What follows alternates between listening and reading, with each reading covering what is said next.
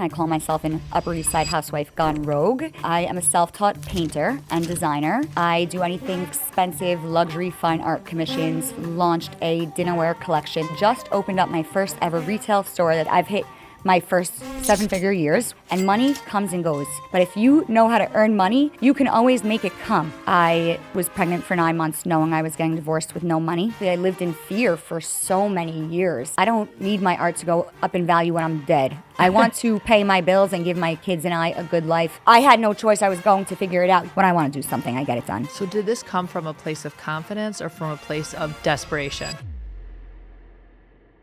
Welcome to Inspired to Lead. We'd like to thank our friends at Roth & Co., innovators in accounting and business advisory, for making this conversation possible. We're coming to you from New York. I'm your host, Talia Meshiach. Today, I'm joined by award-winning artist and designer, Elizabeth Sutton. Elizabeth, welcome to the show. Thank you for having me. I'm excited to be here. I'm so excited for you to be here. I really, really enjoyed our conversation that we had a few weeks ago preparing for this episode. And I feel like I could have gone on and on and on just asking you questions and just having such a great conversation. And so whenever I know that happens in the pre-call, I know that's going to be an amazing episode. You have such great insights to share. You're such an inspiring story. So I'm super excited to be able to give that over to our audience. But I want to start by just having you introduce yourself. You're an amazing artist. You're well known, but there's an incredible business behind what you're doing with art, which is so fascinating. So I'd love for you just to start and tell us just a little bit about your brand and about your art. So first of all, my name is Elizabeth Sutton. Before I define myself as an artist, designer, entrepreneur, I'm a single mom. My 2 children, most important people in my life. Born and raised in New York, a 6th-generation New York Jew, grew up modern Orthodox. Now I consider myself very spiritual and traditional. My faith is very important to me. What do? I am a self-taught painter and designer. I do anything from very expensive luxury fine art commissions for high-end hotels, restaurants, and also luxury residential clients. I have licensing deals. I design award-winning tile collections for Tile Bar. I've done rug collections, backpacks, fashion accessories.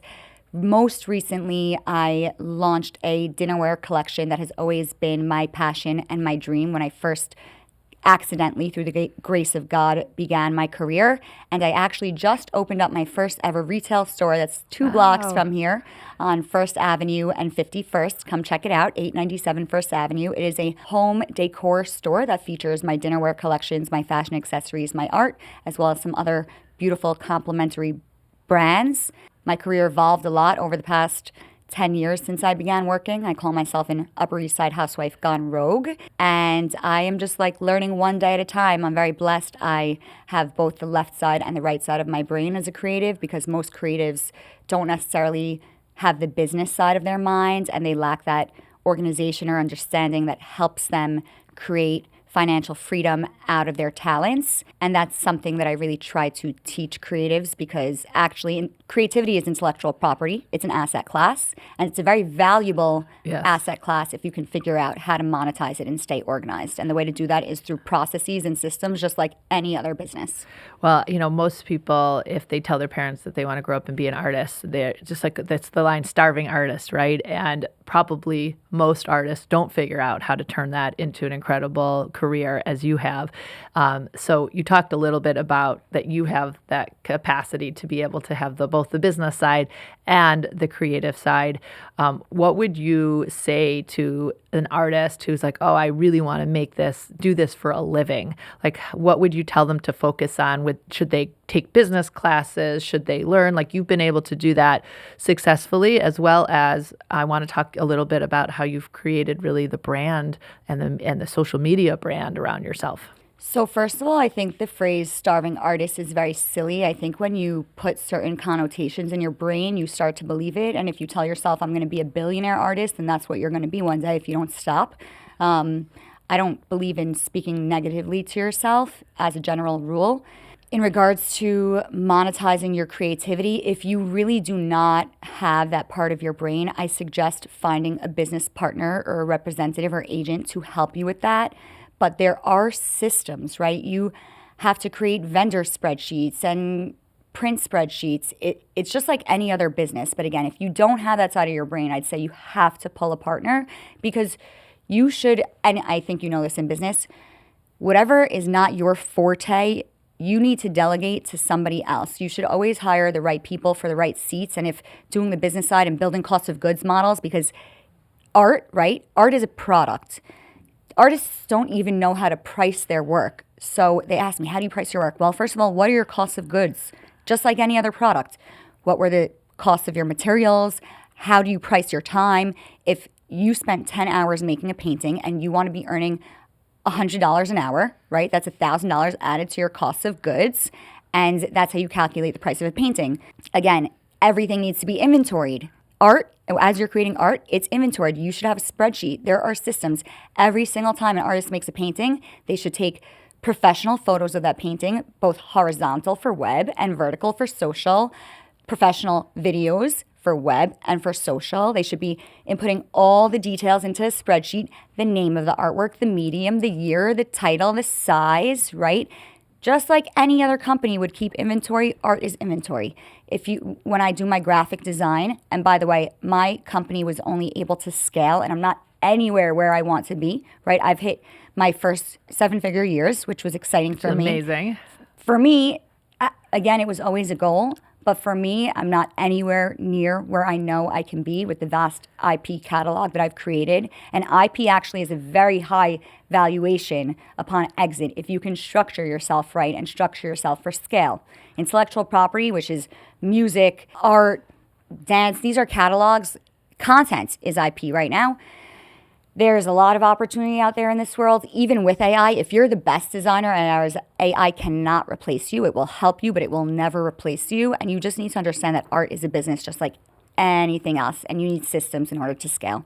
I love everything you're talking about, because you're also expanding upon not just as an artist, as a painter, but also, as you talked about, a musician. And I think these are things that people think, oh, these are side hustles or side things that I love to do. But I love that you're sending this message that, hey, if you are really talented in the creative industry, you can turn this into a really great living for yourself. So the key thing, so I'm hearing from you is, number one, you have to understand your value and figure out how you price something. And I love what you said is, what are you worth per hour? And probably that evolves as you get better, and you're more well known. How do you understand what your costs are? That is not true. Oh, that is not true. Tell me. Everyone sets their price. You determine your own worth. If you decide you're only worth $50 an hour, that's what you just determined for the market. If you decide that you're worth $250 an hour, that's what you determine for the market. And you will find the right clients based on where you value yourself. How does it work? Because I'm curious. I never really understand. So that's like, let's say you're initially starting, you're making a custom piece. So that makes sense to me. This is what it is. It's an estimated 10 hours. It's $250. It's $2,500 plus my cost. That is my price. But you need to also, don't forget to break in your overhead, right? Okay. Your overhead expenses, right? Because you have to allocate a certain percentage of your overhead per piece of inventory, right? Like margins, every company functions on profitable margins. Same thing. You have to bake that in as well. That makes a lot of sense. And then, with art, right, you have pieces out there, then they go up in value, right? Especially, so is that a completely different business when you're talking about artwork that's out there and for many, many years, as opposed to creating like pieces is that completely different? So first of all, there's so many different art worlds within the gallery, museum, auction house art world, which PS is really used very heavily as fronts for money laundering. So I don't get engaged with that. It's so not my style. It's so hoity-toity, nose in the air, elitist, and it's really doesn't align with my value system. Yes, there are really a set of rules that you need to play by if you want to create value for your work posthumous, right, after you pass away. But I don't need my art to go up in value when I'm dead. I want to pay my bills and give my kids and I a good life now. I truly do believe that after I pass, my work will be very valuable, because no one's ever going to throw my 50-pound gorgeous artworks in the garbage, and my art will outlive me for many generations, God willing. But when I'm speaking to clients about collecting artwork, what I try and tell them is, don't invest in this for an investment for money. Invest in this as inspiration and motivation, as something that you will see on your wall every single day, and you're going to walk into your home or your office and you're going to feel better and happier and more motivated and inspired to perform and succeed in your life because you are seeing that beautiful, emotional, motivating artwork on your wall every single day. Oh, I love that. So it's really, okay, I'm going to make a painting or I'm going to create an art piece specifically for you. And we're talking about, others who are building or creating something for somebody else, figuring out their hourly rate. Like, for example, my 16-year-old is an incredible artist. Like, no, I don't know where she gets it from because it's definitely not my artistic genes. And my husband's a musician, so maybe it comes from him. And I want her to do more with just like taking classes. She's busy socially, shit. But I look at her pieces and it's like amazing. I'm like, you could do something with this. I said, well, what about going into jewelry, like designing jewelry to use? I didn't even think that possibly she could create paintings and sell them. So now I'm thinking differently. But what would you tell her in terms of, let's say, like one of my kids asked, she would make a painting for them for their home. She's made some that are hanging in my home. Like, what would you tell her in terms of if they said, I want to pay you for it? How would she price that? She's only 16. She doesn't have a name. She doesn't have a brand. It's not about the name. But how would she come up with how many hours, how much she would charge per hour?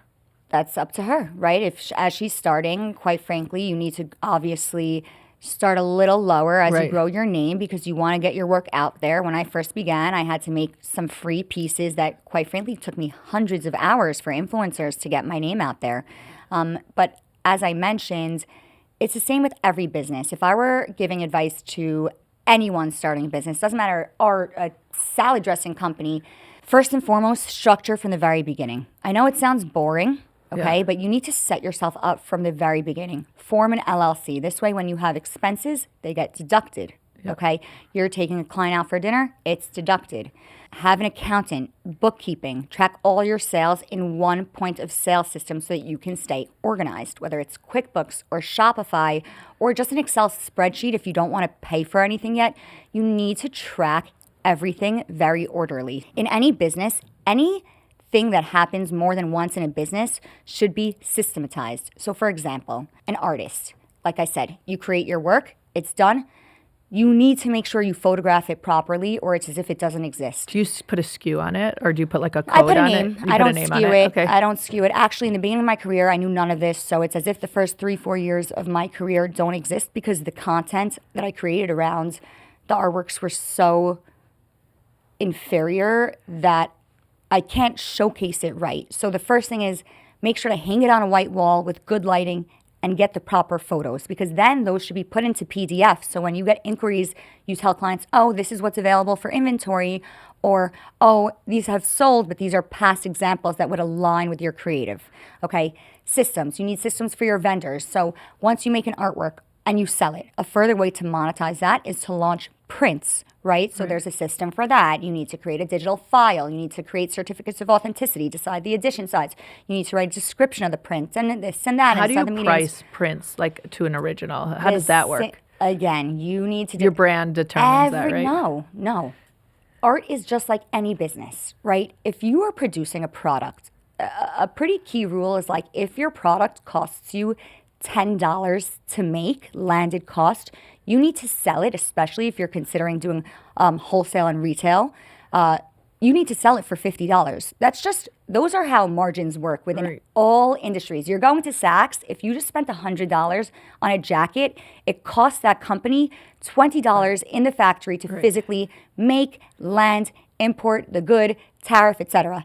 But then they need to pay employees and rent, and then they need to sell it to the wholesaler, and then the wholesaler needs to sell it to the consumer. So there are different markups each time, and that's just a rule of thumb, and it's the same exact thing for art. It's no different. I have different vendors. I have 5 different print vendors that I work with. Each one that I know actually has better pricing for certain materials I print on: canvas, paper, acrylic, aluminum, and my different vendors have different points of differentiation, and I quote each project and see which one is giving me the best price, and then I go with that vendor. And I systematize everything. Each vendor has an intake form, right? So every time I get an order, in order to tell my vendor that I have an order, I said, go look at our spreadsheet. It'll have the size, the file, the material, the frame color. Doesn't need a certificate of authenticity. So there's no guessing games, and that you can track everything.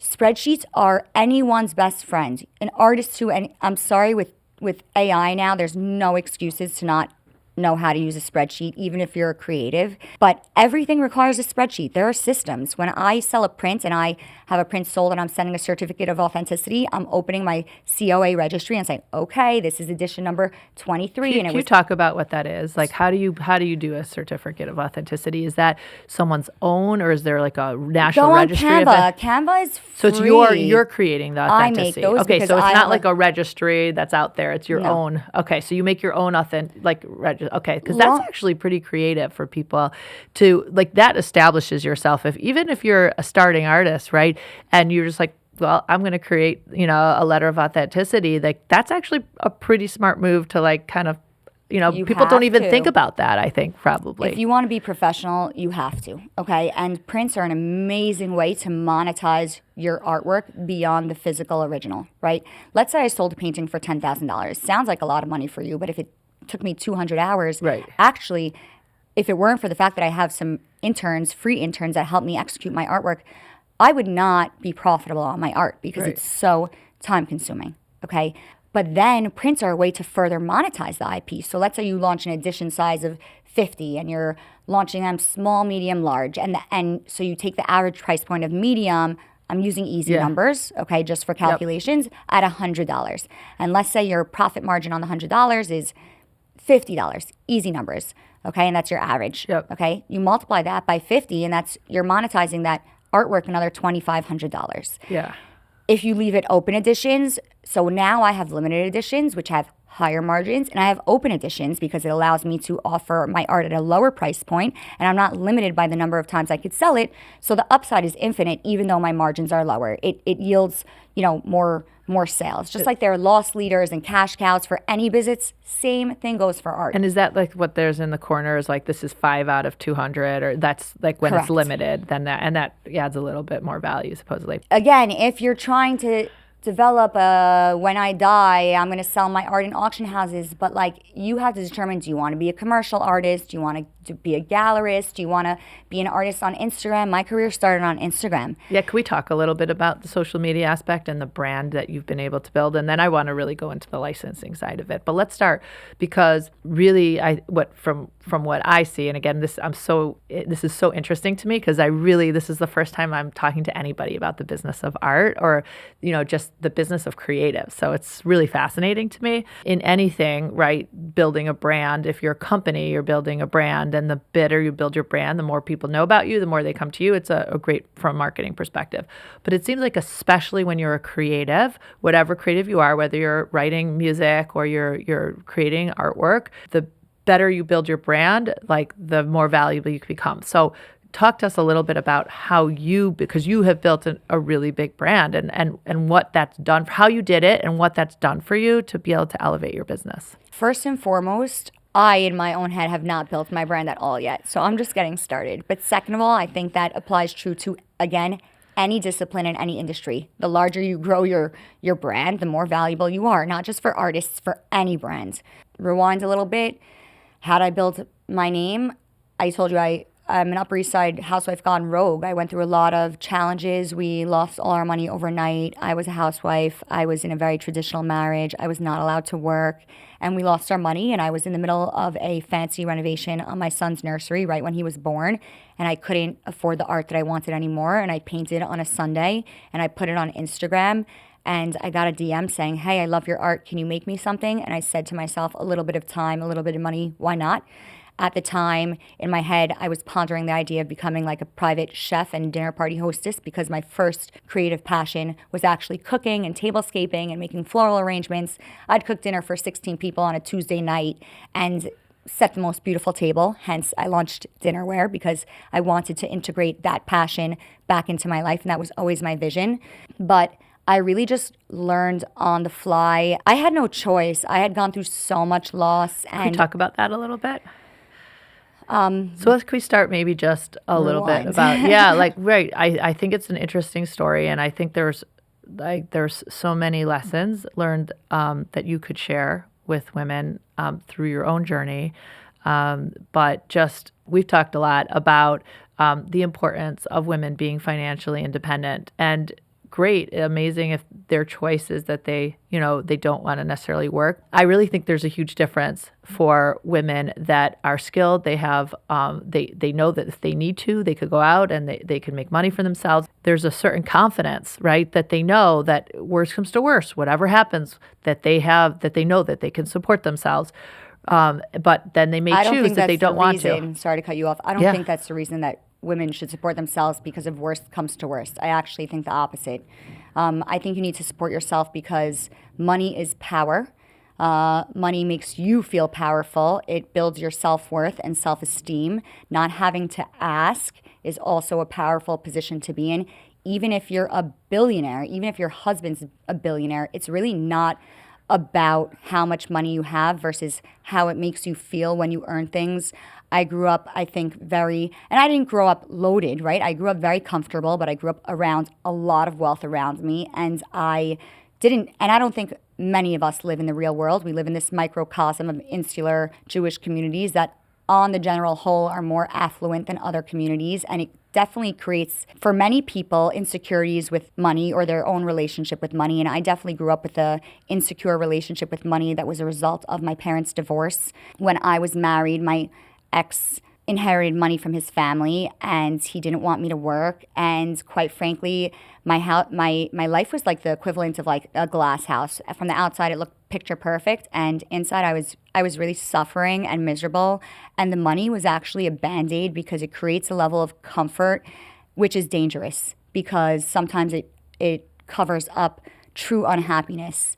And I actually thank God every day that we lost our money because I don't know that I ever would have had the courage to leave because I was so traumatized by my parents' divorce. I don't talk to my dad. I don't have a good relationship with my mother, and it really messed me up as a child. And to this day, I have to work every single day to rewire my nervous system and understand that certain things that I experienced as a child were not okay and not healthy. When I decided to start working, it was out of necessity, and he could no longer tell me that I couldn't work. And when I first started working, I was working to contribute to my family, and then I experienced a miscarriage. So I went through a series of really, really stressful traumas between ages 24 and 27 that involved the death of two of my best friends in different incidences. One who was hit by a bus and killed the day after sitting on my couch when I was 6 months pregnant. Then we lost all our money. My father-in-law got sick, heart attack, cancer. My marriage was on the rocks. I had a miscarriage. My miscarriage forced me to assess my life. It was a big loss for me at the time, and it made me realize I was really unhappy. And for as long as I stayed unhappy in that marriage, I was turning into the worst version of myself. I was no longer aligned with my morals and ethics, and that's just not who I wanted to be. I was 26 at the time of my miscarriage. 5 weeks later, I got into a big fight with my husband, and I told him I wanted a divorce. And that night, I found out I was pregnant. And needless to say, I was pregnant for 9 months knowing I was getting divorced with no money. It's a terrible headspace to be in. Probably. How did you have the courage to to walk away from this? I think there's probably a lot of women that are in a very similar situation. Well, how to have the courage? God gave me the courage. And when I say that, I mean my life hit such a low that I, quite frankly, I just didn't want to, I was not going to be unhappy. Your life is short. My first dead best friend she died at 29. I was 24. So then I asked for a divorce, decided to keep the baby. 10 weeks in, my father-in-law died. I bled out the day of the funeral, thought I lost another baby, got run over by a semi-truck, 9 months pregnant. Almost like a joke. My life during that time was almost like comical in a bad way. And then I had my baby, and when my daughter was 3 weeks old, I asked for a divorce. We weren't liquid enough to get divorced at the time. We had to stay married. We had to stay living in the same apartment for a few months. Finally, we closed the deal that we had invested in, gave us a little liquidity, negotiated my own divorce in 6 weeks. No attorneys, no court. I saw my parents fight for 7 years in court. And not only did it traumatize my siblings and I, my mom eventually got money, but she was never financially secure in the mind because she didn't earn the money. And money comes and goes. But if you know how to earn money, you can always make it come. Okay? When you're not earning the money and it goes, then you're stuck. And I learned that. And I was like, no matter how much money I'm going to get, I don't know where it is. I don't know if I'm going to find it. I don't know if it exists. I know I work best under pressure. And I effectively negotiated a divorce agreement that gave me 2 years to live baseline in Manhattan with my 2 babies and my nanny, right? So did this come from a place of confidence or from a place fear of and desperation? Pure fear and desperation. And when I left, I put myself in a financial position where I needed to figure out how to earn the equivalent of $500,000 a year pre-tax dollars within 2 years just to survive in New York City. And at that point, you had never earned any money. I was probably earning $20,000 a year. It was like a joke. But were you painting already at that point? I had just started painting. You just started. I had just started So was there a painting. little part of you that's like, I'm going to do this. I'm going to figure out. I have the talent. I'm going to figure out. There wasn't a little part of me. Even without the talent, I'll figure out the talents. If I wanted to become an financial analyst, I could have done that. Thank God, God gave me a sechel, and I actually am fairly smart. So that you knew that about yourself. There was a level of confidence that you're like, I have no choice. I'm going to figure this out. I had no choice. I was going to figure it out, yes. But actually, I lived in fear for so many years, like fear and desperation. And I'll tell you something. You asked, like, where did I was so desperate. So after I got divorced, I moved out in July. And in December, my art assistant / best friend was killed in my car leaving my birthday party. It was very traumatic, okay? I just didn't understand. And quite frankly, I believe that our challenges are actually our biggest blessings because they teach you lessons. If you're always sitting in comfort, you're never learning and you're never growing. And when I lost my assistant, it was really traumatic. My 2 assistants were in the car. One was left dead. It was my birthday. One was left with bleeding in his brain surgery. And my assistant who passed had a 3-year-old who was also the same age as my son. It was very heavy. And, when I left, my vision was to take a little bit of the money I got from my divorce and launch a dinnerware collection because I knew that the only thing I'd be doing for the next years of my life was working. And I wanted to integrate my passions into my work because I love to host, I love to cook. And I had put some of my money into developing that collection. And when my assistant was killed, my life really went awry. I was in a really bad place. I checked myself into grief counseling. Was it just felt like one thing, like 3 steps forward, 1 step back, 3 steps? There were no steps forward. I was a dead woman walking. There were, quite frankly, there were no steps forward for. How did you get through months. that? God gets me through everything. The only things that have never disappointed me are myself and God. I might not be religious, but I have more emunah and faith than most religious people I know. And what was interesting is that when that car accident happened, I grew up, a very modern Orthodox Jew. I come from the Syrian community, right? Nope. 100% Ashkenaz, guys. Proud Ashkenaz. My maiden name is Ingber. My other family name is Rackman, and people think I'm Syrian. I am not. But my life had gotten to such a low. I was really numb. That car accident really messed me up, and I forced myself to go into grief counseling so I could start to heal and really understand not just the accident, but then I started working on things from my past. My parents' divorce, things like bullying that I experienced in high school, and all sorts, and abandonment and estrangement and this and that. I'm not trying to bring people down, but I was at such a low that it was either I showed up for myself because I needed to show up for my kids, or I went to a very dark place, and I was not going to disappoint my children. But that was a very hard time in my life. And what brought me back to life is I hustled to deal with Joe and the Juice. People always ask me, oh, did you have a licensing agent, this, that. I was literally walking down the street one day in the West Village, and I passed a construction site that had a vinyl in the window, and it said, this color would look great on your Instagram. And it was just like this pink. And I said, this is kind of boring. This wouldn't look great on your Instagram. Like, this is just pink. And I didn't have administrative assistants at the time. I only had art assistants. That's another thing in business, balancing supply and demand. I was so taken aback by the fact that I had this creative talent I didn't know, that I created more supply in the beginning, because I was like, oh my God, what can I do? What can I do? And I hired art assistants instead of hiring, let's say, one admin assistant, one art assistant, one sales assistant, one art assistant. I hired art assistant, art assistant, art assistant. So you were just making inventory as opposed to needing more balance to sell the inventory. Correct. Yeah. Again, I did not know anything You were figuring about it out. business. What was one of the biggest mistakes that you made early on in your business? I mean, so first of all, not having systems. Right. Not having infrastructure from the very beginning. What made you realize that you needed it? Did something big happen? Or No, you just were over like, this is not time it working? evolved. Yeah. It's not that it wasn't working. It's that I knew if I wanted to scale, I needed systems. I needed a CRM, a customer Did relationship someone tell you management. that? Was it like, wait, why isn't this working? And someone said, Elizabeth, you need a system. Was there any mentors that you had? Or you just were like, this isn't working. I'm going to have to figure this out. And it was all trial and error. No, not really. I had a mentor, Barry, but she was more like helping me learn manufacturing and giving me like koach internally. I had an assistant, Anna Maria, that I hired when I moved to Miami, and she helped me integrate systems. And now you can learn anything on Google. Right. And this was before ChatGPT was a thing. Yeah. Now ChatGPT can build your systems for you. There are actually no excuses. And if you have them, then you're just making them. Yeah.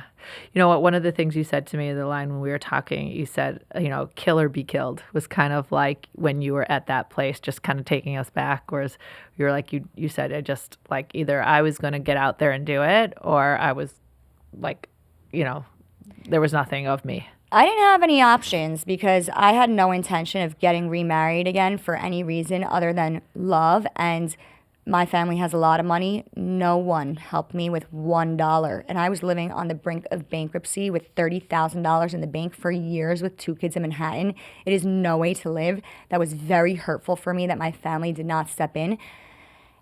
Again, I don't judge them. Everyone has complications with their families, but it was really, really hard for me. And yes, it was kill or be killed. I had no fallback plan other than myself. Would I ever be homeless? No. I could go live in one of my family's second homes. But to me, psychologically, that would have been the worst thing ever. That is a failure for me. And if I had to wake up every single day at 4 o'clock in the morning and work until 1 o'clock in the morning, I was going to do that, because I don't even want to call it my pride or my ego, because I removed my ego a long time ago when life humbled me many times over. Your ego is your nemesis. And I always tell people, separate things into primary and secondary goals. What is your primary goal? Is your primary goal to build legacy, to make money, to have impact? And what's your secondary goal? Secondary goals are usually the goals that have ego. Remove your ego. It's your enemy. Seriously. Learn to swallow your pride, because it's going to get you nowhere. And I have a really strong relationship with God. When that car accident happened, it was, to go back to it, it was the first time that I ever doubted God. I really almost lost my faith in God, because I was like, why am I getting all these punishments? I've done some bad things in my life, but I've never been that bad that I felt I deserved everything that was coming my way. And ultimately, that's actually the moment in time where, for the first time in my life, I developed my own relationship with God and faith. So one of the things you said to me that I really loved when we were talking is you said, don't attach worth to money, but to achievement. And I felt like that phrase actually really resonated for me. And it was kind of what you and I were talking about before, is the importance of women having a passion and having a way to be able to earn money. Even if, again, I personally very much respect women that have the option and want to stay home and raise their kids, and that's amazing. But I do think, and we kind of have a little bit different opinions, which is great, I really think it's important that there's a confidence there and an understanding, because you never know what could happen. But I also think you live differently when you know that at any point, even if you chose to step away from your career for that moment, at any point you could always go back, and you conduct yourself differently. And also, I even see I have friends that are now in their late 40s. Some of them have literally gone back to school, and I'm so proud of them, and reinvented themselves as therapists and other things. But I find that that if they weren't working for a really long time, they're struggling a little bit. What is my identity? They think they identified themselves as a mom and a wife as that was like their identity. And then as their kids are all growing up and they're out of the house, it's almost like a piece of them was lost. And I think that could be part of what we do. But having something that you are passionate about, that you are good at, that you do on your own, I think is important for yourself. And then I also agree with you that it is really powerful to be able to know that you can earn money, if you want to, if you need to. Some people they like being able to earn money. They like being able to go buy the things that they want to buy without having to ask permission to be able to buy them. So I want to have that conversation because I do think that is very relevant. And I do think in many communities, and you were talking about this because you experienced this life and you probably had a lot of people in your earlier life that were like this, is that people were so focused on, marrying somebody who just could provide for them this with things, lots and lots of things so that they can go and tell their friends that they have those things. And like that life that you experienced and how that felt, and the emptiness or the fullness of that life versus the life of being able to have something you care about, that you love, that you can earn for yourself. Because I really do think we see these different worlds within our community. So I don't just attach money with achievement. I'd actually say I'd attach money to alignment, okay? At least for me. I'm actually doing a practice because I'm going out for my first capital raise ever. And as I'm building this capital raise, I'm trying to approach it from first principles thinking. I don't know if you know what that means, but basically we're told the sky is blue, so everyone assumes the sky is blue. A first principles thinker says, wait, is the sky blue? But what color really is the sky? The sky's not blue. The sky can be pink and orange and yellow and blue and navy and black. That's how Elon Musk thinks, okay?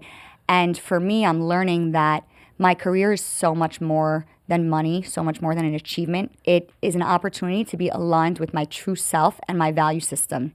And I'll tell you something, money is absolutely not what determines your self-esteem, your confidence, or your self-worth, or your happiness. It can provide comfort, a roof over your head, the best doctors, luxury travel, but it will never establish your self-worth, and that's a fact. I had a lot of money once upon a time when I was married. We lived in a $4.5 million apartment. We drove a Range Rover, an S550. I carried $10,000 bags like it meant nothing, and I did not deep down have self-esteem. I didn't even know it. Materialistically, I had everything, but deep down, I was insecure. I did not have self-worth, and I was defining myself by meaningless things. And the irony is that I have a brand that sells beauty. But back to first principles thinking, I don't want to become a designer brand for people to feel like they achieve status. I want to become a luxury brand for people to feel like they are supporting a value system and a brand that is aligned with their value system. Because as I said in the beginning of this conversation, money is power. If you want to actually see change in the world and shift in this world because you think we're in a very dark place, which we are, then you should be extremely conscious of where you spend your money. Because when you spend your money with brands that don't align with your values, you are supporting the system that exists. And people don't think that way. When people are going to buy Balenciaga or any of these brands that have said, whether they're anti-Semitic or really just like poor values, you're supporting this corrupt system that exists in the world. And I really try, and that's part of my message, to make people be more conscious with how they spend. When, like you were saying, you encounter these 40-year-old women whose kids are now in school and they define themselves as a mom and wife.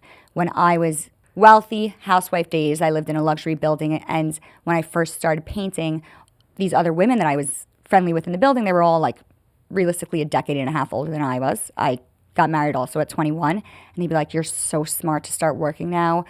I am now in my 40s, my kids are older, and I haven't been to work in 20 years, and I don't know what to do with myself. And these are women who were just like going to the gym in full faces of makeup. I'm sorry, that is not self-esteem. That's actually someone who, in my opinion, and I'm not judging, I'm very empathetic, but that's someone who has not found their identity. And when you can find, if you're looking for something to do, I think the best practice you can do for yourself is say, what do I love? What brings me joy? And how can I create a business strategy around that? Because if you love what you do, it's like you're never working a day in your life. Do I, as part of my business, do I have to do plenty of things that I don't like? Yes. But at the core of it, I love what I do. So when I work 16-hour days, 6 days a week, I'm just like, okay. So how has your art led you to this alignment? So a few ways. I'll talk about post 10/7, really learning a lot about myself, but I'll also talk about psychology. I study a lot of psychology because I try and understand my nervous system and how to rewire my nervous system from being an anxious attachment to being a securely attached person, because I want to have a healthy love life, friendships, business relationships, all of it. When learning about yourself and trying to fix and work on yourself, the first step is awareness, becoming aware of your problems. But then you intellectualize it. Intellectualizing your self-awareness won't get you where you want to be. You need to integrate that information. And ironically, and I'm learning this now, the way that I integrated everything that I was learning in grief counseling and therapy was when I painted. Because my painting, my process, my technique was so meditative that I just zoned out, listened to music, cried, and painted. And that ultimately helped my nervous system big time. Dancing, shaking your hips, we carry so much trauma in our hips. Painting, creating is one of the ways to do that. I'm actually working on a nervous system regulation coloring card monthly subscription now. That's cool.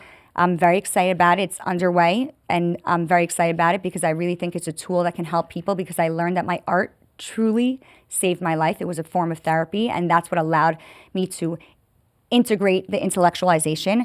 The other thing about alignment, oh boy, 10/7. So I built my career in corporate America because I mentioned the community was really not supportive when I left, and it was very hurtful. So I had no choice but to build my career in corporate America.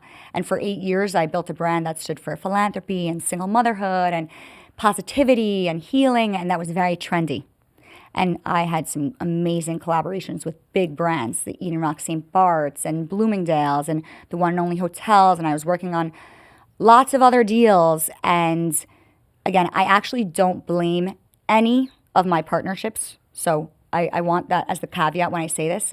When I stood up for Israel after 10/7, which was unequivocally what I was going to do. I spent all my summers in Israel growing up. I love Israel. I'm a proud Jew. One of my friend's brothers was one of the hostages that was killed with Sinwar. My friends were all on the borders fighting, okay? Talk about alignment. As a brand, most brands did not stand up for Israel because you were going to get canceled. I did not care. I announced that I was launching my own chesed mission to Israel, where I was going to do art and music therapy with traumatized individuals. And I self-funded and self-raised for it. And I spent 3 months exclusively working on that mission because that's what I needed to do to be in alignment. And as that was happening, I realized I just canceled my own brand. And I said, I committed to this. This is my value system. I was planning on doing capital raise right before that. I'd been working 2 years to put my business model together because I'd created somewhat of a complex business model over the years, manufacturing, art, licensing, and I had never had a financial model. The only way I knew I made money is because I had money in the bank and I wasn't broke. So I hired a financial consultant to basically help me create a financial model around the business I had built, and I was going out to do a capital raise. And then 10/7 hit, and I stood up for Israel, and I lost 10 out of 12 of my corporate contracts. I don't blame them. Corporations have a fiduciary responsibility to their investors, and if they have internet trolls writing on all their feeds, how could you work with Elizabeth Sutton? She's a genocidal baby killer. I understand that they don't want to be dealing with that. They can work with other artists who are more vanilla and have less of an opinion. But I realized in that moment that no amount of money in the world, and I had lost between $300,000 and $400,000 worth of business deals. And when you are working with collaborations and licensing, right, you're working, I'd say anywhere between 6 and 24 months in advance to create cash flow. So all that cash flow anticipation I had created prior was now wiped out with an inability to get new contracts that way. I had canceled my brand. It was very unpopular to side with Israel. I was really scared, I'm not going to lie. It's not like I have millions of dollars in the bank, okay? Thank God at this point I have savings, so that helps me sleep at night. But I said, I don't care. I know what it's like to be not aligned with your values, and I will never not be aligned with my values, because that is what leads to unhappiness. It's not a lack of money. It's when you are not aligned with who you are on the inside. And I came back from my chesed mission, and I had to absorb and digest all the trauma that I absorbed from these 1,000 traumatized individuals that I worked with, but also I had to digest the fact that I had now really compromised and jeopardized my parnassah, my finances. And I was like, oh my God, what am I going to do? And I took myself to Costa Rica, which is one of my healing places, and I was going on one of my adrenaline junkie days. As I was driving to my adrenaline day, I had like a 2-hour drive by myself. I'm blasting music, and God just spoke to me. All the questions I had in my head, it was like, answer, answer, answer.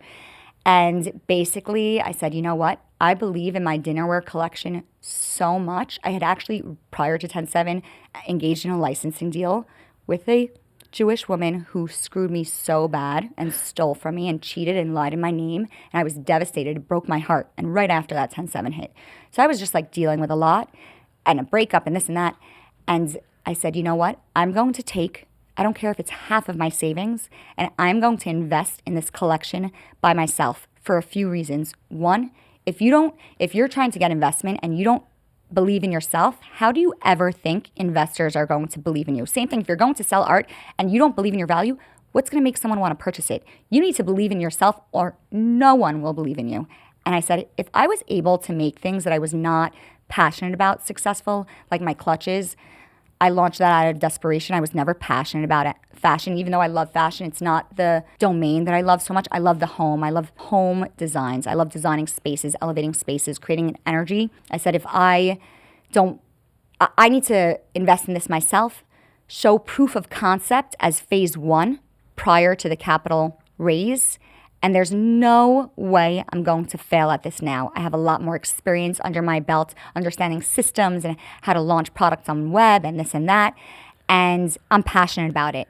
And I got home from Costa Rica and I was like, this is what I'm doing. And I put it out there into the social media universe. Immediately, I started researching factories, manufacturing overseas. I had manufactured my leather in Mexico. So I had learned about manufacturing then and seeing how factories work. But this time I was going to Asia, and I also, very, very important to me was that when I brought that collection to life, I'm a very open-minded person. Was this collection a solution to the fact that you had those partnerships ready, you lost 8 out of 10 of them, you needed those to be able to raise the capital, but because you stood up for Israel, and then you lost those, right? So now you are at a place where how am I going to get the capital? I have to replace that, or how? I actually, in my head, I was no longer doing a capital raise. When that happened, you basically said, I'm standing up for Israel, lost my partnerships. Okay, I'm not going to do capital anymore. I'm going to figure out plan B. The reason I said, it's not that I didn't want to do the capital, but I said to myself, you know what?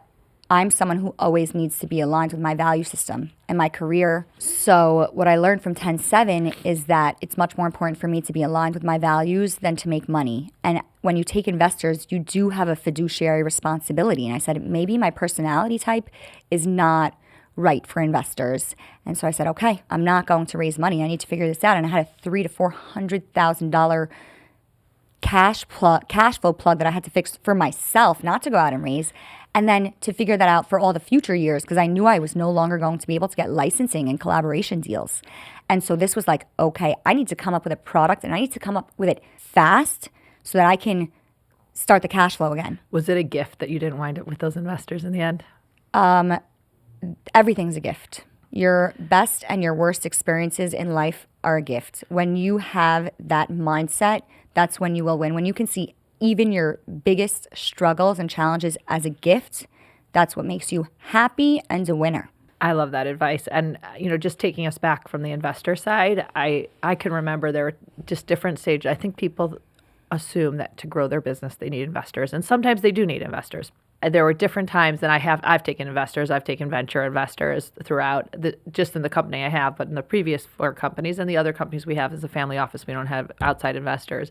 But before I did my venture, there was another investor that was for a different company that I've since sold. And I remembered the deal, and I was really excited about it. And it was going to be, at that time, it was like $1 million that was like take off the table. And it was like I put a lot into it. And I think it also, the fact that this is probably about like 18 or so years ago. And I think the fact that there was an investor that so wanted to invest in me and in the business, like I was so complimented by that. Maybe that was a big part of it. And even at the time, he painted like this big picture of what the business could become if he invested the money. He's like, and you get to take the $1 million and, kind of do, what do you want? And he tried to like paint, oh, do you want a new house? You want this? You want that? And ultimately, I kind of got wrapped up in it. And then the deal fell through. And I remember being like so disappointed about the fact that the deal fell through. And then, a few months later, God closed that door because it was not. It was for sure not. And you opened. realize it afterwards. And I definitely did, because a few months later, I was just like, wow, I'm really glad I did not do that, because, that company, if I would have taken, like, they kind of would have owned me, and I wouldn't have been able to do all the things that I wanted to do. So like it all works out. But I do think like investors, there's definitely a time where some businesses need that. But I really always, when people ask my advice on it, I always say, go as long as you can without taking outside money, and then be super careful with the who money that you you're take. right. Because as soon as you take someone else's money, your responsibility changes. When it's your own money, like you could take risk, you could decide to support Israel, you could do everything, you could keep your, anything to your say, and you're an entrepreneur. As soon as you take money, now you're the CEO and you're a shareholder and they're a shareholder, and it's a completely different thing that you're running. The other thing I would say about if you are going to take investors, make sure that they're completely aligned with what your values, like you're talking about. If they're not aligned completely with you, they'll be like, oh, but maybe, and you're starting to justify. No, like you have a mission, you have to stay happy, you have to be like what you stand for. Make sure if you take outside money and they prove it, not that they just say it with words, but you do reference checks and that they're really aligned with the things that are most important to you. So there are a couple of things I'm going to say. One, and then I'm going to tie towards something we hit on earlier, where you asked me about artists and what advise them, and then back to the capital raise. What you just said is that you were devastated when it fell through. A lot of artists are very sensitive, and when they get rejected, they don't try again. Well, guess what? That's going to get you absolutely nowhere. You need to keep trying. 1,000 no's until you get a yes, and then 1,000 more no's until you get a yes. And if you give up, that's when you're going to fail. Okay? And that's the advice I'd give to artists, because they are so sensitive. If someone said no, they weren't your client, they weren't the right opportunity, keep going. You only fail when you stop going. In regards to capital, so where I am now, I, thank God, have built enough income that I'm happy for myself. Would I like more savings? Yes, because I'd like to purchase a home, but I don't need a higher lifestyle. Would I like one? Yes, but I am perfectly happy where I've gotten myself. No amount of money will make me feel better than I feel right now, other than owning my own home. And that's a fact. So I've played this series of exercises with ChatGPT. Actually, ChatGPT and I are best friends. We're not in a romantic relationship, but we are definitely in an authoritarian relationship. And it's actually amazing, because what ChatGPT helped me do, and I'm in traditional therapy as well for years, but it helped me pull in my personal life and my business and integrate them into one, because even the best therapists in the world cannot also act as a venture capitalist and a CMO and a UI UX designer. And it's amazing. And so what I'm learning, I had this whole conversation with ChatGPT about, like, I've been wanting to do a capital raise for so long. Why have I not done it? Because when I say I want to do something, I do it. And I had this whole conversation, and I thought maybe I was scared that I wasn't going to be successful in the raise. And what I learned through this conversation with Chat is that it's not that I was scared I wasn't going to be successful, because when I want to do something, I get it done. You definitely seem like the type. It's that I was scared of control. I've been controlled with money my whole life, and money was used as a pawn against my biggest fears. And I don't want anyone having control over me with money. But I learned that there are ways to structure deals, voting rights, what type of shares, this and that, board of directors, so that you take the right money, aligned capital, right? Do you want an exit? Is this a long-term play? How is it going to be structured? There are ways to structure a deal to keep it safe. And I have a series of questions that I'm going to ask investors. And if I feel pushback on I don't need any money. I'll get the money. I know a lot of rich people, and there's so much, forget that I know rich people. There's opportunity for my business. Effectively, I feel like I hit a ceiling where I either raise, or I'm not going to be able to grow further than this by myself. Because that was really my next question for you is like, what's your goal? Like, what is success? Well, let's say, let me ask you this question. What do you define as success? So ChatGPT helped me. So I said to myself, why do I want to complicate my life? This is going to make my life very exposed, even busier, and I'm happy where I am. So why am I doing this? And the real reason is I know for myself that I feel I have a purpose on this planet. I feel like God gave me my challenges because I'm here to help people heal their trauma through the arts specifically, but through any means, through entrepreneurship, through helping shift the mindset towards divorce. And that's why I'm here on this planet. And that is the impact and legacy that I want to have. And if I want to help shift societal narratives, I need to have power. And back to money, money is power. So if I want to build myself into this thought leader to really impact change in the world, because that's really what's in my soul, that is to me what I will define as success, that I've helped people get past really bad places in their minds to be happy. Because to me, that's tikkun olam, right? That's part of our purpose in Judaism, tikkun olam. That is my tikkun. And a lot of people are ashamed by their trauma. It's stigmatized, whether it's abuse, assault, neglect, abandonment, estrangement, divorce, financial. There's so many. Trauma is not something that should be shamed, and society does that. And I think because I look a certain way, I'm pretty, my kids are pretty, people make assumptions about me all the time. Oh, she must have this picture perfect life. And I'm like, you don't know anything about my life. You're just judging a book by its cover. You don't even know.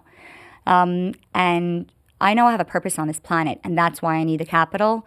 And I'm building my entire business plan. I effectively did a SWOT analysis. If you don't know what a SWOT analysis, it's your strengths, weaknesses, opportunities, threats, your internal and external, right? Internal threats are that, okay, I have a big mouth, I might alienate certain customers. External threats, the economy, right? COVID, supply chains, that's the equivalent. So I basically did a SWOT analysis on my own personality and said, I need to mitigate my risk across the board for my strategy. If I know that I have a big mouth and I need to not depend on other partnerships as much as possible because they can terminate at any time. I need to own my own customers. And as I'm acquiring these customers, all of my values need to be built into my brand messaging so that once they've entered my ecosystem, they know exactly who I am and they're not going to drop off when I open my big mouth. And so the way that I'm building out my business plan is really structured by around mitigating my risks.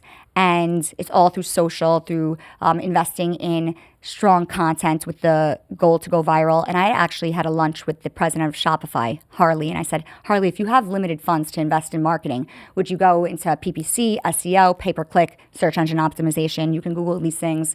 He said, neither. They're so competitive that unless you have hundreds of millions of dollars to compete with these big brands, you're going to go nowhere. He said, I would invest heavily in strong content production, content creation with strong hooks, even if they, talk about alignment.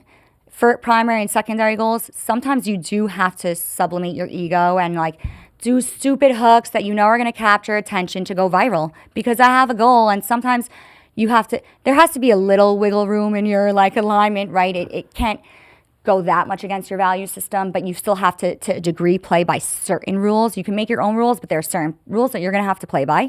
And I'm now building, like I said, from first principles thinking because my value system and my goals need to be incorporated in all my brand messaging in order to really make me aligned. And I think that's going to bring in the money from consumers because it's being done from a really genuine, heartfelt place.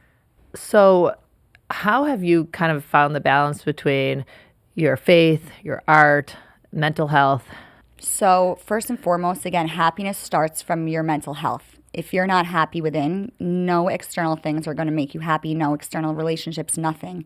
And when the car accident happened, I was at such a low, I had no choice but to work on myself. I was a dead woman walking. I had no feelings. I didn't even have love for my children. I was numb, completely numb. I was completely numb. And so someone DM'd me. The car accident happened very publicly. It happened pretty much on Instagram. It was really sad. I don't want to get into it. You can Google it if you really want to. But I checked myself into grief counseling. I was in grief counseling 7 days a week. This woman, Debbie Mezrahi, literally saved my life. Truly, I'm not exaggerating. I don't want to get too, out there, but I was in a really bad place. And she graduated me. Her specialty was like rape, suicide, grief. And she's like, Liz, I feel like we've done all the work we could possibly do. You have a lot of daddy issues. That's not my area of expertise. I would recommend you go work with someone who has relational expertise. And I went to Dr. Ian Kerner, who I started working on my daddy issues and realized that what I thought was love was actually abuse. And that's why I was always dating men who abused me, because I conflated those two definitions. And he basically taught me, two of the best pieces of advice that my therapist gave me. When I was complaining to Debbie about my life and everything that happened, she goes, what makes you, it's not that she's not compassionate, she just understood how I learned. She goes, what makes you think that you deserve anything better than a child who's sick and starving in Africa? And it really opened my eyes and realized I grew up so privileged. And yes, I had a lot of problems and I have a lot of problems, but she is right. What makes you think you deserve better than anybody else? I think she's shifting you from the victim mentality. Correct. Dr. Kerner, who was this relational expert, effectively said, listen, Liz, your red flags, when you have a red flag go off in your brain, it's actually a green flag, right? So when you have a red flag, if someone just opened the door for you or offered to carry your bag and you have a red flag in your head going off like, ugh, that's annoying, be like, wait, analyze that. Pause, analyze the red flag and say, is this actually a red flag or is this a green flag and I'm just not healthy? And that is actually what caused the initial shift in how I started to change my behavior and start dating men who were kind to me. Even if they weren't necessarily the right match, they were kind to me. They didn't treat me with disrespect, abuse, putting me down. And simultaneously, my relationship with God definitely helps daily, still to this day, with my mental health, because we don't have control over anything. I was a very big control freak, and that car accident made me realize I have control over nothing. God's in control. There's hishtadlut, right? You have to give it your best, but at the end of the day, you have to have faith. And anything that's meant to happen for you, good or bad, that's just part of your path it's part of your journey towards your destination. And so I leaned on traditional therapy, grief counseling therapists, God. I speak to God every single day. And I didn't know this at the time, but I apparently do something called hitbodedut, which is the highest form of prayer. I don't like communal prayer. I don't go to shul. I'm like the most religious, non-religious person you'll ever meet. But I speak out loud to God and the universe every single day with intention. I start by thanking God for the things that I'm grateful for my health, to my children, so many things. I have like an order of operations to my prayers, expressing first gratitude for everything. Specifically, I name it. Saying things out loud helps train your brain. That's part of my mental health, okay? I name all the things I'm grateful for. So I remind myself I have so many things that are amazing. Then I pray for the people I love. Before I ask God for myself, I ask God to help the people I love. And then I ask God to receive the things that I want. So that is definitely part of my mental health. I do it daily, sometimes multiple times a day. And then quite frankly, the real things that helped me integrate all my awareness, because again, you can study, right? I know some people have so many academics, but they've never turned it into a business. You need to integrate the mental health lessons that you learn. So through modalities, I had to learn about breath work, right? And your nervous system. There are three states of our nervous system, right? Your vasovagal, your sympathetic, and your dorsal vagal. Your vasovagal is when you're stable. Your sympathetic is when you're in fight or flight, and your dorsal vagal is when you're in freeze mode. And every single person all day shifts between those three states, okay? And your goal, obviously, is to always stay regulated. And how can you stay regulated? There are modalities. Breath work, right? Parasympathetic breathing. Breathe in for 4 seconds, hold it 4 seconds, out for 4 seconds. Do that 6 times. Your nervous system will relax. It's not like woo-woo. It's just like scientific neurological fact. I do yoga when I come home to shift from my savage animal pace so I can be either normal for my children or myself. And I'm not doing yoga for exercise. Whether it's 10 minutes, 15 minutes, 20 minutes, just to kind of I'm just breathing. Yeah. I light a candle. I light incense. I take a hot shower, okay? And I dance. I paint. Thank God, again, painting really, I didn't know this, but painting helped me integrate everything I was learning because it put me in this meditative Zen state that I could process and just cry. You need to freaking cry it out. So many people stop themselves from crying, me included, but you need to find the time and the space release, to right? cry. Your body needs to release, and crying is a way of release. Our bodies hold trauma neurologically, and our nervous systems are formed fundamentally between the ages of 12 and 18. So whatever happened to you then, our nervous system have 4 pathways: familial, friends, relational, so like romantic, and authority. And each one has a different pathway. So your formative relationships during those years are what formed your behaviors in that specific pathway. Period, the end. There's not like up for debate. It's just science. And when you can start to learn and really understand, again, ChatGPT is your best friend. And I tell Chat that don't coddle me. I don't want compliments. Give it to me straight. Give me scientific fact. I want to understand why I behave this way psychologically and tell me how I can rewire, period. Okay? And that's how I do my work on myself because I don't need someone to give me a hug. I need to fix myself. I need change. And I've incorporated through traditional therapy, through learning psychology, through my modalities, dancing. Like last night, I came home from the most stressful day and I have a new partner in my store. Her name is Rachel. God sent me partnership for the first time in my life. And we had such a long day and she was exhausted. She's in bed and I'm like dancing in my apartment. And eventually she got up and she started to dance with me. And she's like, oh, wow, I feel so much better. I'm like, you know what, Rachel? Even when I'm dead, exhausted, I know that if I just push myself to dance for 5 minutes before I go to sleep, 5 minutes, I will feel better. And it's about creating healthy habits. You don't need to do yoga for an hour a day, especially if you're time poor. Commit to 5 minutes a day. I want to tap into one thing that you're kind of saying in a consistent message, which I really love, is that you could have chosen with all the difficult things that hit you in your life to be a victim and to just sit in that victimhood, which gets people stuck. And I very much am hearing the consistent theme that you're like, no, this is all up to me. Like, I'm responsible for, yes, things happen to me, but that's that. Like, what I do with it is all on me. How do I take responsibility for my own life? I'm in control of what will be in the future. I need to do the work. And a lot of stories that I've heard have had so many things. And I think a lot of people would have just fallen to victim and just be like, but this happened to me and this happened to me and this happened to me and this happened to me. And this is why I can't do anything with my life. And a lot of people, I would say majority of people, would respond that way. And to me, what I'm hearing from you, and I love about the message of this, really a big part of our conversation, has been that strength and that responsibility of your own life and not allowing yourself to be that victim. So I'm going to have a caveat to what I'm going to say because I don't want anyone to feel like I am judging them if they have a victim mindset right now. I'm a very empathetic person. And I understand that life is not easy, but I don't understand the victim mentality because, as you said, I've had a lot of trauma, a lot, more than I'm saying here right now, just to not trigger people, okay? But, like, if that car accident taught me anything, it's that life is so short. I actually live my life every day. Like, I can die walking out of here. Like, I could walk out of this building and get hit by a car. And if I died today, did I achieve everything that I wanted to achieve in the amount of time that I had on this planet? Did I chase my dreams every single day? That car accident told me not to care about what anyone thought of me, what anyone wanted for my life beside what I want for my life. Not my family, not my friends, nothing. It's my life. I need to be the one that's happy, okay? And if you sit in this victimhood, you're never going to be happy because you're going to find the wrong relationships. The best relationships are found when you are aligned and happy. You're going to attract that right energy. And progress does not happen overnight. If you're in a really bad state, you can't be like, oh, but I went to one therapy session, I don't feel better.